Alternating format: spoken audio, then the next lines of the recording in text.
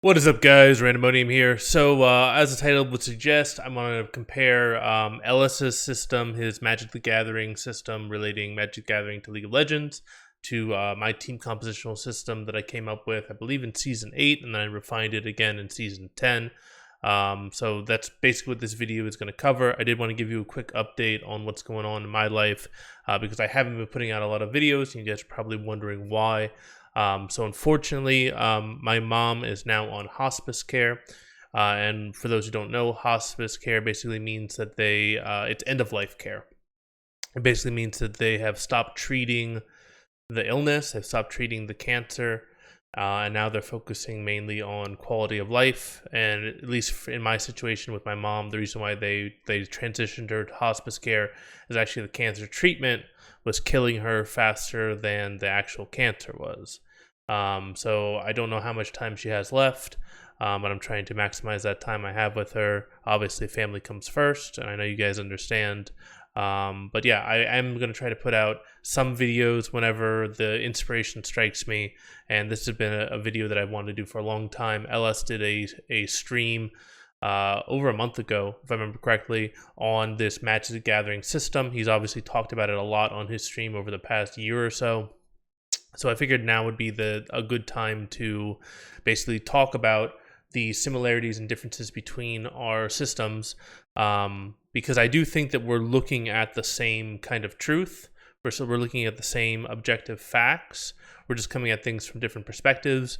I know that one of the analogies that people often use is kind of like two painters painting the Cathedral of Notre Dame, but from different perspectives. They use that a lot of times when they're talking about, in theological arguments and things like that.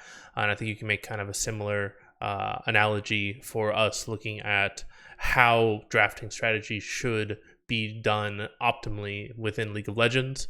And I think this is a really important topic to discuss because we've had multiple revolutions in League, and I do feel like the next revolution that's going to come about in League is probably going to revolve around the drafting phase. It's going to revolve around pick man. It's going to revolve around flex picks.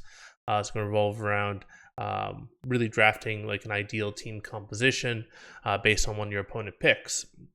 And I think Ellis has a lot of good points. I do think that there are some ways that I can potentially help him refine his system or maybe make it a little bit more all-encompassing. But we'll get into that. I do think that he definitely has a lot of really good thoughts, and I definitely have incorporated some of the stuff he has said into my system. And hopefully you guys enjoy it, and hopefully this will continue to forward the conversation on this, because I do feel like there's no way we're going to reach a resolution in a single video or a single stream. This is something that we're going to be talking about for months, potentially years to come. And I definitely want this to be kind of a conversation starter. I don't think that I really have the right answer. And I don't think we're going to find like an optimal solution to this problem anytime in the near future. But it's important that we talk about it. We have an open and honest communication. So yeah, definitely join the discussion. Leave comments below. You can talk to me on Discord. You can talk about it on different subreddits, like the League of Legends subreddit or Summoner School subreddit. All of those places are great places to kind of engage in the conversation, and I will try to keep an eye out and try to comment when I see people talking about it. So anyway, Ellis' system is based on Magic the Gathering. I'm not an amazing Magic player. I played when I was in like middle school into high school a little bit. So yeah, I was playing back, not like alpha beta days. I was playing like revised 4th edition, Ice Age. That's kind of when I first started. And then I played for at least like 5 years or so, but I never was great, but I understand the basics. So yeah, basically Ellis' system revolves around comparing champions to different Magic the Gathering colors. There are very few champions that are kind of a mono color. So he talks about like, oh, this champion's red with a little bit of white, or this champion's, blue with a little bit of green, that type of stuff. So LS defined red as having or relying on aggressive play in order to gain resources early, in order to force opponents to concede things early to force a win.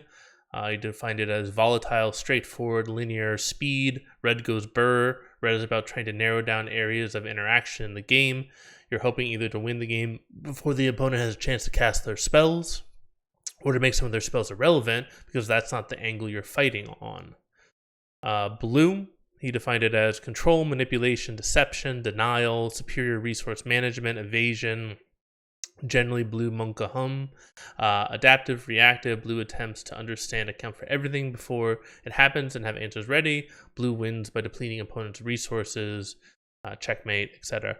White, versatile, binary, jack of all trades, master of one. And he was very clear on that it's not jack of all trades, master of none. He was saying it's jack of all trades, master of one. Can do many different things, but only one at a time. Locks itself into its mode theme, often at the conclusion of the draft. Very versatile in draft, very binary in game. It's kind of choose one. Green, curved power spikes, harmony, ramp, funnel, supportive, amplifying, forcing things, coming over the top with curved edges. And then black, trade-offs, conditions, sacrifice. He also talked a bit about how he thinks of like red as more like early game, early mid game, blue as more of late game. So he says that red and blue are kind of the dominant colors within League of Legends, based mainly off of the scaling. And then he also talked a lot about developing parity ahead, behind, that type of stuff within the context of both Magic the Gathering and League of Legends. So that's kind of how he was approaching it. And he said that basically what you want to try and do is you want to look for champions that don't fit the rest of the thematics of the other champions. So if you draft a bunch of blue champions, it doesn't make sense to draft a red champion, things like that. So one critique that I will give to LS is that I feel like you have to separate scaling from what the champion wants to do within the game. As far as like what their win condition is, how they function within a team fight, or how they function within the general game. I feel like you could have like red champions that are early game, or you could have red champions that are late game. You could have blue champions that are early game. You could have blue champions that are late game. I feel like when you kind of muddy the waters too much when you talk about red being early and blue being late. I know that that's traditionally how they are, but there are exceptions. So I would almost feel like you want to separate the scaling component from how the champion functions within the game, what the champion wants to achieve within the game, what are the win conditions when you play that type of a champion, those type of things. The other thing that I kind of disagree with Ellis's system is, for example, like he says, hey, you want to try and pick champions that are of similar colors, but that really only holds true for the red and the blue. Like, for example, you wouldn't want to draft a lot of black champions because each black champion might have different conditions that need to be met, and they might be competing conditions. The same is true for a lot of the white champions. Like the white champions, they're really great to splash white in, but you don't necessarily want to have a team composition of 5 white champions. You want to have, like, I would say that like white champions you want to pick early in the draft, and black champions you probably want to pick late in the draft. I think that's a good way of looking at it. And then you want to decide whether you want to go more red or more blue based off of that. But that kind of leaves like, well, how does green fit into things? I think you could, that might separate things a little bit easier for people to understand. But I don't necessarily think you can just say, oh yeah, you always want to be a monocolor. As far as the in League of Legends drafting, that type of stuff. So those are kind of a few of the critiques I have. I do feel like he has a really good system, and I do think that we can kind of pull a lot of the stuff that he has into my system, and maybe he'll pull some of the stuff that I have into his system. So my system is based off of what I define as a champion's win conditions. Like, where's the champion the strongest as far as do they want a team fight? Do they want a split? Do they want a skirmish? Do they want a siege? Those type of general archetypes. You can say I have the 5 different team compositions: attack, catch, protect, siege, and split. And it's really based off of the champion's abilities, like with their actual kit. What do they want to do in order to actually like win the game? So, for example, like attack compositions, they want a team fight, right? They're extremely ultimate reliant. They typically have like really strong engage. They have a lot of AoE damage, a lot of AoE crowd control. These type of compositions are usually called wombo compositions or engage compositions, and they're kind of the standard team composition we think of in League of Legends. I would say that most team compositions, the majority of team compositions, both at the like solo queue level and at the professional level, are attack compositions. Sorry about that. So that's attack compositions. And then for catch compositions, they are more the skirmishing compositions. They are more about burst damage. They're more about single target, easy to hit, hard crowd control. They want to either run enemies down with superior like movement speed abilities, or they want to CC enemies from long range and then just like collapse on them and just burst them within less than a second before the enemy team can react. They rely a lot on unfair fights, faster rotations, that type of stuff. They're often referred to as pick compositions or flanking compositions. Assassins fit that mold a lot of times. Burst mages, some skirmishers, divers. Basically, anybody who has a lot of like single target damage or hard crowd control that affects a single target or is really easy to hit. Like even like something like a Vigar could also fit in towards a catch composition. Protect compositions are also about team fighting. They're similar to attack compositions in that they both want a team fight, but while attack compositions are always going forward, protect compositions are very defensive. They're protective. They have a lot of focus on disengage and utility. They're high DPS. They're low burst. You typically have 1 or 2 high DPS threats, sometimes as many as 3. The disadvantages of the protect composition is while they're traditionally like the best 5v5 team fighting style composition, they're really weak when they're split up. So they have a kind of Achilles heel is that the more you split them up, the worse they get. They really need to stay in that kind of death ball kind of format in order to be actually decent. So people often refer to protect compositions as funnel compositions. There's the Juggermaul composition, basically kind of any type of composition where you kind of rally around the AD carry or some other type of hyperscaling 1v5 style champion can be considered like a protect composition. So siege compositions, there's kind of 2 components to siege compositions. There's the poke part of it and there's the siege part of it. They're traditionally very long range. They're very defensive. They have a lot of disengage also incorporated into their composition. Their biggest thing is that they need to control space. They need to prevent engage. They want to try and just stall things out. Like the longer a fight goes without like any like real like clash or engage, the better it is for them. They traditionally have very high wave clear. They do like to stall. They get very oppressive when they're ahead early because their poke becomes even stronger, becomes even more meaningful. You can see like, anytime like an artillery mage is able to chunk a champion for a third of their health or half their health with a single ability or with a round of spells, that the siege composition is kind of in control of the game at that point.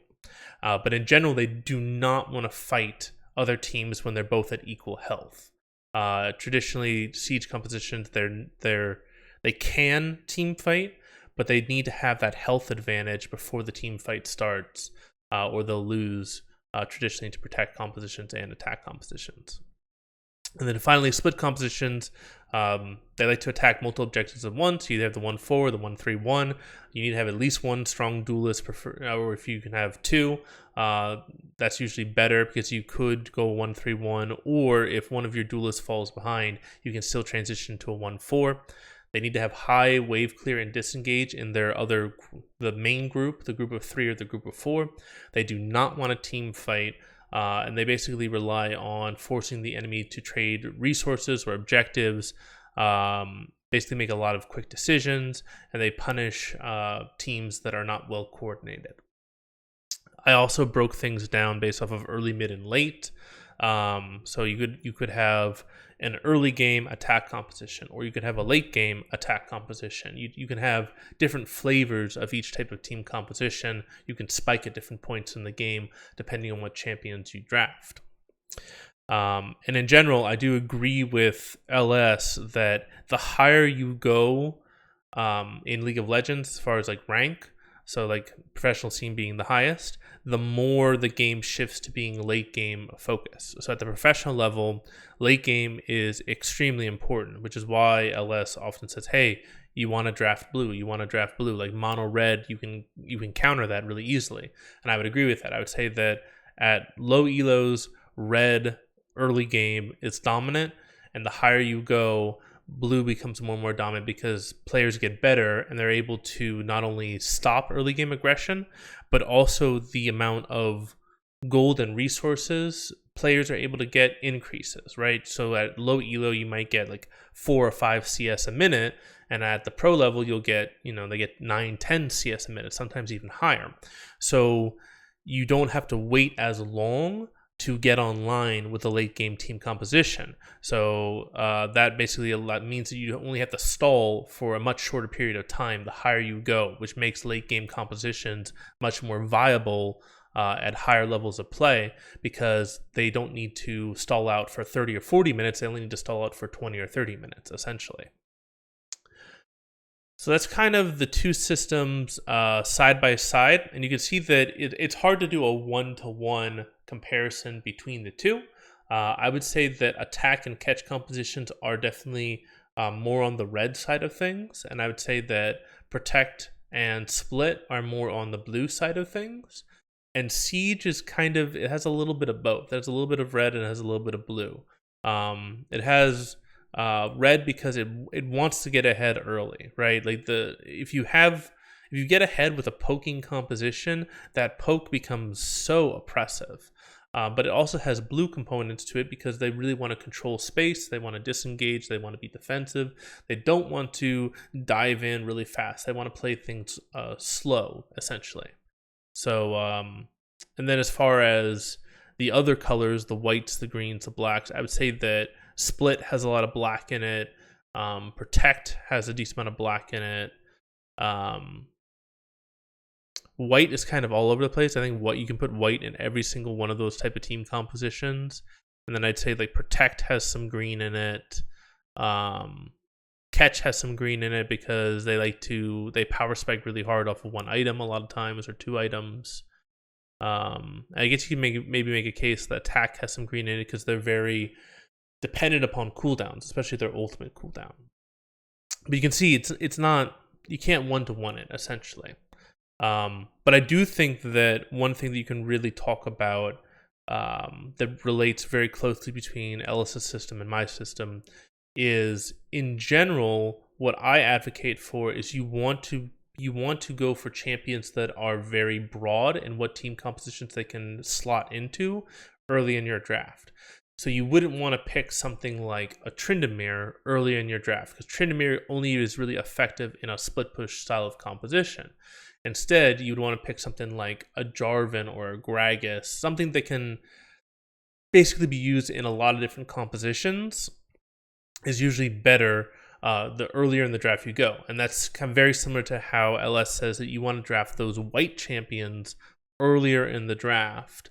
And then you may want to go towards like a black champion like later in the draft. So the way that I usually talk about that is I talk about it, a term that I use is called specialization, where I basically say like, if a champion can be used in every single type of team composition, then I would call that a specialization 1 champion. And that basically means that that's like a first pickable champion, assuming that that champion doesn't have some really obvious counters that you're worried about, things like that. And then I'd say that if a champion is only usable in 1 team composition, that's a specialization 5 champion, which means that you would only want to pick that champion like last pick if possible. And in general, what I advocate for is that you want to be able to pivot your team composition between at least 2 team compositions with your last 2 picks in the draft. And usually what I say is that you don't want to go for 2 compositions that are adjacent to each other. So, for example, you wouldn't want to go for both attack and catch, right? And the reason for that is attack and catch are both countered by protect.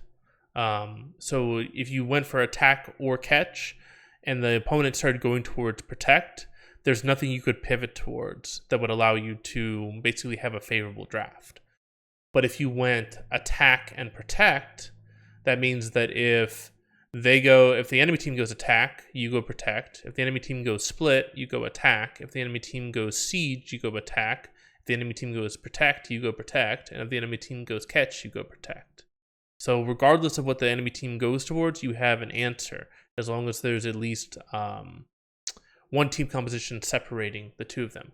That's why I generally say is you want to go for something like attack protect, or you can go for attack siege, or you can go for catch split, or you can go for catch siege, or you can go for protect split. That's the other one. So you always want to basically, so like with your first 3 picks, you want to go towards, you want champions that can fit into 2 compositions that are not adjacent to each other. And then with your last 2 picks, you decide which side you want to fall on as far as which composition you want to go towards based off of what the enemy team is showing. And then obviously that type of composition can change depending on who gets ahead or who falls behind once you're in game, but it should help you define, like for example, who the jungler should be camping for in game. It should also help define like where you want to, like if mid gets priority, where do you want mid to roam for like ganks or things like that. Which dives do you want to set up? Do you want to set up top side dives? Do you want to set up bot side dives? A lot of that is dependent upon what team composition you want to go towards that best counters the enemy team composition. So I know I'm kind of talking a lot about things that they already require you to have knowledge of my system in order to understand them. So for those of you who are lost, I'll basically just go over this real fast. So basically the way I've talked about the 5 compositions I have, and basically each composition I found is strong into 2 compositions and weak into 2 other compositions. So for example, attack, you can see in the diagram on the right hand side, attack is strong into split and siege, but it's weak into protect and catch. And I've backed this up with a lot of data from the LEC, LCS, MSI, Worlds. I basically tracked every one of those professional games since I think it was 2018. I've been tracking it, and I have a pretty good prediction rate just by using just like simple math. Like I'm not actually like, big braining it or like letting my own personal bias come into play. It's just basically I have computer algorithms that can basically predict the winner at least 2/3 of the time. If I factor in like team strength, I can go even higher than that. But if I basically make the tool blind to team strength, it can still predict things 2/3 of the time. So it's pretty good in an unbiased setting. And this is one of the things that I think that this will really revolutionize draft, I feel like, is that you always want to start off with very general champions that can fit into a lot of different archetypes, a lot of different team compositions early in the draft. And then with your last 2 picks, you definitely want to kind of more solidify what your team composition is, what the win conditions are, that type of stuff. So for example, like a Tryndamere or a Kog'Maw, those type of champions that only slot into like one composition, you want to save those for the very end of your composition rather than like first pick them. Because if you first pick one of those champions, it's very hard to pivot. And then if you are able to pivot, you wind up like saying like, well, why the hell did I pick that champion first? Like, because that champion doesn't fit with whatever you pivoted to. And LS talks a lot about that, where he's basically saying if you first pick like a hard red champion, then you draft 4 blue champions after that, you wind up saying, well, why the hell did I pick that red champion at the beginning of the draft? So yeah, one thing I will say is that I do think that at the highest level, you could go like mono blue. You could basically just draft a bunch of blue champions. I don't feel like players at like normal, like MMRs and normal ranks could do that. Like I think the vast majority of the player base, you can't draft mono blue unless the other team also is drafting mono blue. Like you have to splash some red, you have to splash some early game to basically hold the other team off because your item power spikes on your scaling champions are going to come in later at normal, like average player base levels than they would at the professional level. Like your Kog'Maw is going to come on way later if you're at the gold MMR range or platinum or diamond MMR range, as opposed to if somebody's playing Kog'Maw at the professional level, just based off of CS numbers and things like that.